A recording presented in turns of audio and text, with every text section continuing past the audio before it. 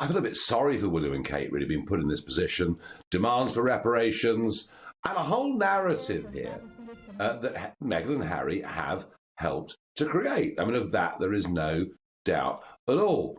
But I tell you what gets me down about this. It is the feeling amongst so many commentators in the UK that somehow slavery is a uniquely British thing. We were the only people in the world, wait for it, that ever did it. White British people enslaved black people and sent them across to the Caribbean and the Americas. Now look, none of us today think what happened those centuries back was a good thing. We even don't think public executions are a good thing. There are so many things that happened years ago that we wouldn't, approve of in any way at all.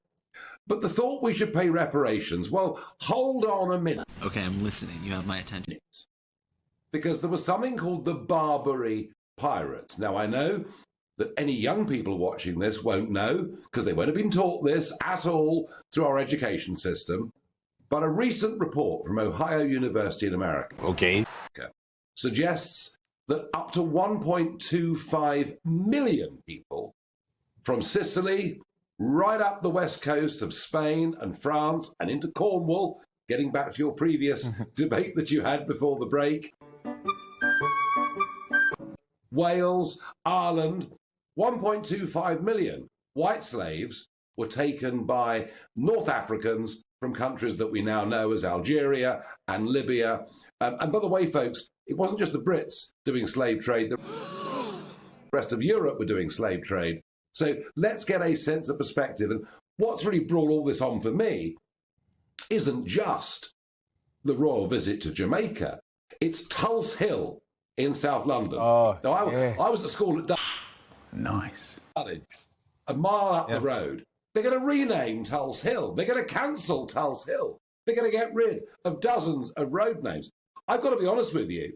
I've known Tulse Hill for over 50 years. I didn't know. I'm ignorant. Hey, y'all, come look at this. I didn't even know it was based on a guy called Sir William Tulse, who made his money, out of the slave trade. But we can't go on pretending this is a purely British, a purely white thing. We need some sense of perspective and balance in this argument. And above all, what we should say is whatever was wrong in the past, it was the British that first realised what a moral wrong it was, abolished it, fact, and then spent decades on the high seas driving out the slave trade at the cost of thousands of Royal Navy sailors' lives. So please, folks, can we have a sense of perspective? And if reparations wait for it are to be paid, well, Libya, Egypt, Algeria, you owe us a huge amount of money. And the Cornish will be very, very pleased. They won't even need Gordon Ramsay anymore. But it would never end. I mean, it was interesting, Nigel. Dominic Samuel's on our Superstar panel tonight. She is a Brit with Jamaican heritage. And she said her concern about this, and I found it fascinating, actually, is that the current government of Jamaica is wanting to wall... Okay, I'm listening. You have my attention. ...paper all of the social problems, all of the other issues in their society today by focusing on this historic issue of reparations. And I think she's right, because actually the Jamaican Prime Minister should be thinking a bit more about how to turn his country around. Yes, I mean, if the Jamaican Prime Minister wants to continue with this narrative of what he sees as being historic wrongs, and they probably are in many ways, that is giving victimhood status to an entire country. Yeah. And that of itself is a very negative emotion. Tell someone they're a victim and they'll feel down. Tell someone they're a champion and they can overcome things and succeed in the future. And you know what? They might just do very, very well. So I find the whole thing a wait for it negative narrative. But there's something bigger going on here, and it's not being commented on, Dan, but I'm going to mention it now very briefly, and we'll come back to it in the weeks to come. Take Barbados. Barbados recently got rid of the Queen as head of state. Why? Well, China is the answer. China are doing their best through loans, money and investments to break the British link with the Commonwealth. It's happening. We've seen it with the Chagos Islands and that row that's going on there. We've seen it in Barbados.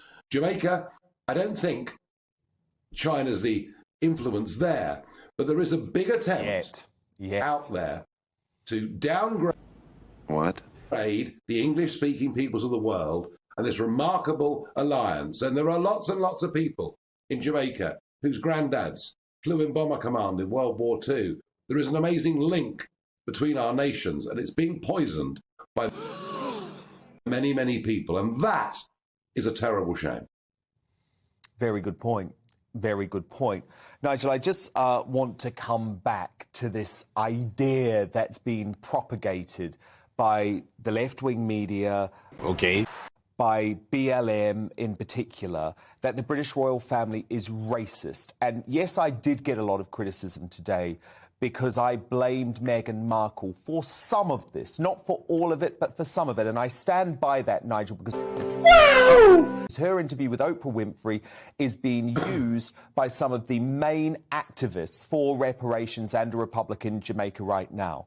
But what I found particularly unsavoury, Nigel, was the fact that the BLM movement tried to use this picture of William and Kate greeting fans behind a wire fence when Raheem Sterling had done exactly the same thing a few moments earlier and no one mentioned it.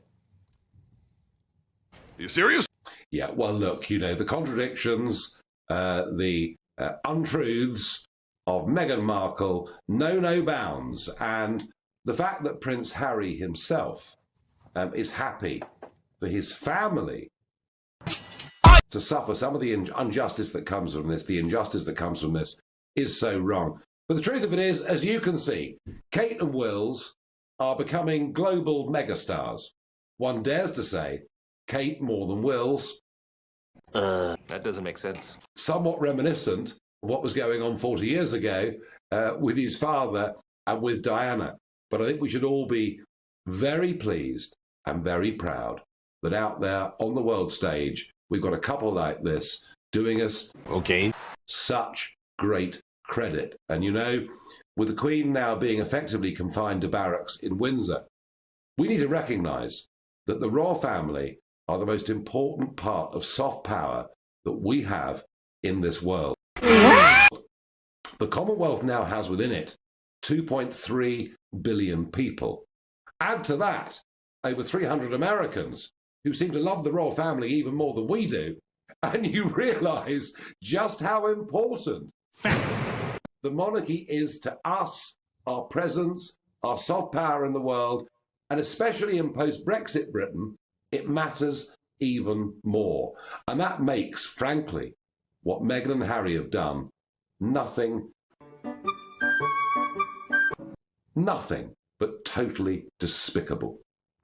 I agree, and I think they will lose. I think this narrative that the British royal family is racist has been pushed by the far left extremists in the US media, but actually you're completely right.